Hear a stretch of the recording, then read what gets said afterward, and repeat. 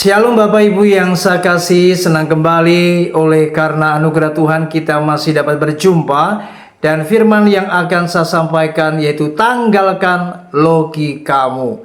Mari kita belajar sebuah peristiwa yang terjadi dari seorang panglima Raja Aram yang bernama Naaman. 2 Raja-Raja pasal yang kelima ayat 10. Elisa menyuruh seorang suruhan kepadanya mengatakan, "Pergilah mandi 7 kali dalam sungai Yordan, maka tubuhmu akan pulih kembali sehingga engkau menjadi tahir."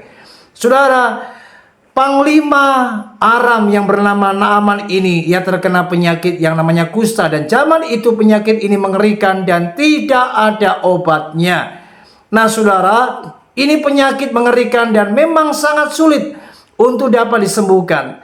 Ketika Nabi Elisa menyuruh Naaman supaya ia mandi di sungai Yordan 7 kali, ia berpikir secara logika, mana mungkin aku dapat disembuhkan dengan cara mandi seperti ini?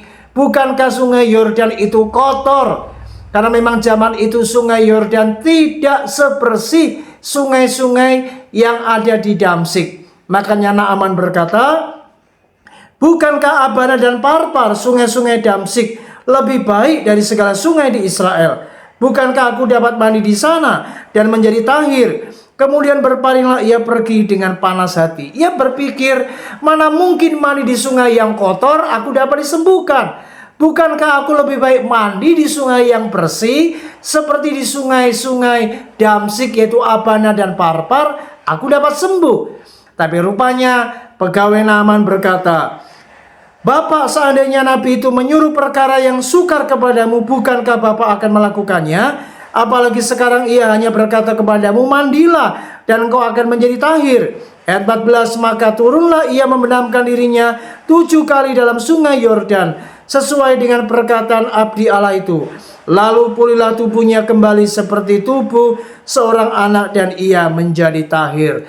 Ketika Panglima Naaman ini, ia menanggalkan logikanya dan ia kemudian taat kepada apa yang firman Tuhan sampaikan oleh Nabi Elisa ini. Maka ketika ia mandi 7 kali di sungai Yordan, maka kulitnya yang terkena kusta sembuh. Dan Alkitab berkata kulitnya pulih seperti seorang anak dan ia menjadi tahir. Luar biasa. Saudara, jika hari ini Anda ingin mengalami mujizat, Anda ingin mengalami perkara-perkara yang besar, hal-hal yang bersifat supranatural, ingat, semuanya itu tidak dapat terjadi jika kita ini masih menggunakan logika kita. Semuanya harus kita tanggalkan dan kita harus memiliki apa yang namanya iman. Karena iman itu selalu di atas logika. Dan orang yang punya iman, mereka akan melihat dan mengalami mujizat. Oleh sebab itu, tanggalkan logikamu, maka engkau akan melihat hal-hal yang di luar logika Anda. Tuhan Yesus memberkati. Shalom.